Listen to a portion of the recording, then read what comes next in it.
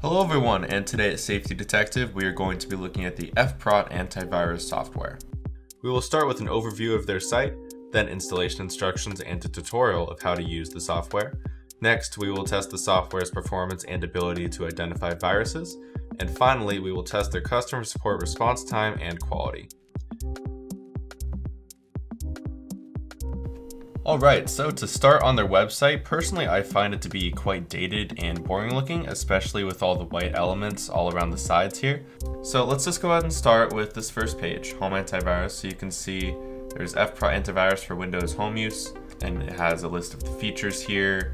And then there is the benefits down below here, and personally I find these to be pretty similar to the features, so I wouldn't pay them too much mind. And then if we move down to system requirements, we can see that the really only requirement of note here is that you have a Windows system, because F-Prot is not compatible with Mac OS X devices. So you can buy F-Prot for $29 USD annually, and then you can see tabs at the top for license renewals and for resellers, but you don't have to worry about those for now.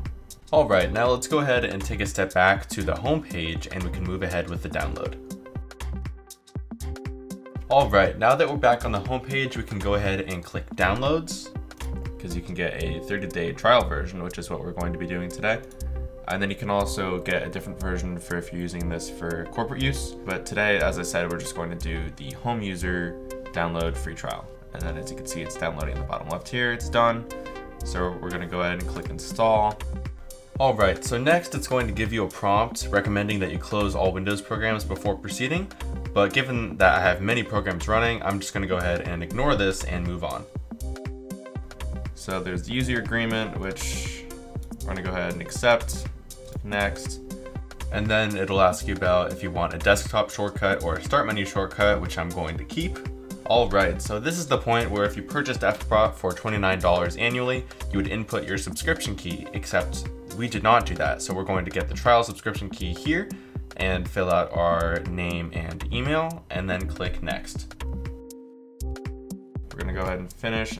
At this point, F-Prot will prompt you to restart your system in order for the configuration changes made to take effect. So we're gonna go ahead and do that now, and then we'll return in just a moment. Alright everybody, we are back with F-Prot successfully installed and initialized within Windows, so let's jump right into the settings here. So if we look over here at the interface itself, personally I find the interface to be quite dated and boring, similar to the website. And this is sort of backed up by the fact that F-Prot can integrate with Internet Explorer and Outlook Express to scan attachments and downloads. I don't think anybody at all ever uses Internet Explorer, especially since it doesn't even come installed on Windows 10. And personally, I do not use Outlook either, so that makes this feature quite pointless to me, but some users may find it helpful. So let's go ahead and start clicking through some settings and sort of explore together. So if we click on virus scanners at the top here, we can see the 3 automatic scanner options, and currently they're all set to on, so that means those are the default. And then there's also an option called scans at the bottom, which tells you the last time that your full computer scan was performed. And if we click on the updates tab here, we can see the current version number, the current scanning engine version number, etc. And we can go ahead and click check for updates, and everything is up to date, which is to be expected since we just installed the software. And something important to note that I actually discovered while doing some research is that the last update to the software was in 2011, which I find to be quite concerning. And as you'll see later, it performs very well on the virus tests that I give it, but more sophisticated viruses may be able to beat this virus scanner. And then off to the left here, you can also check the status of your subscription. You can also buy a new subscription and read the license agreement should you choose to do so. Alright, so now with that out of the way, let's go back to the virus scanner setting and do a full scan of my computer and see how that goes. So while that's running, this seems like a good time to talk about the other features and benefits of F-Prot. One of the main secondary features of F-Prot is that it features a built-in help directory that you can use even offline.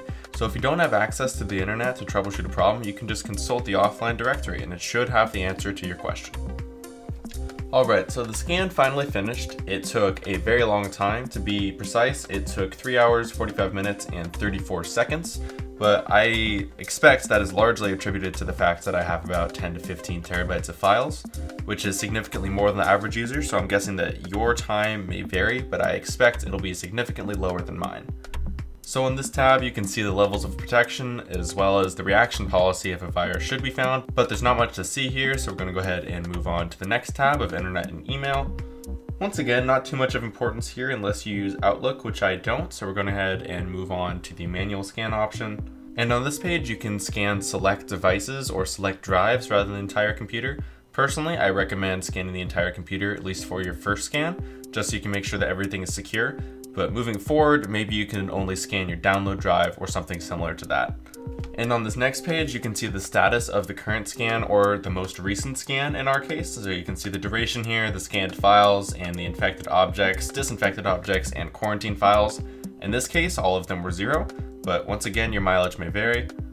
And then you can check the quarantine here, and if there were any infected files on my computer, they would have been moved to here for further review. And then there's also some advanced scanning options down here. Most notably the exclusions category, which is where you can exclude certain areas of your computer for being scanned for one reason or another. Alright, now if we pop over to the Help Center, which I already briefly mentioned, we can see that we have the offline support center here. We have the online support center, and we have a link to contact customer support, and you can actually create a ticket straight from within the app, which is a very nice design. Alright, so at this point, we are going to go ahead and do a virus test. So as usual, we are going to go to IcarusSecurity.com, download. Alright, perfect. It has automatically detected our test virus and quarantined it in the appropriate location that we set earlier in the video. Even in the middle of the scan, F-Prot did not go above 1% CPU usage, making it excellent for slower machines and very efficient. Alright, and then as for pricing, as I've mentioned several times throughout the video, F-Prot is $29 USD annually, not monthly. That's a very important distinction to note. Overall, F-Prot definitely has some value, but there are other antivirus softwares I would prefer to use, especially given that F-Prot hasn't been updated since 2011. I find that to be very worrying, as internet viruses are constantly shifting and evolving. And so I'd recommend checking out a different antivirus software from safetydetective.com. And to learn more about F-Prot or to browse other antivirus software reviews, be sure to check us out at safetydetective.com.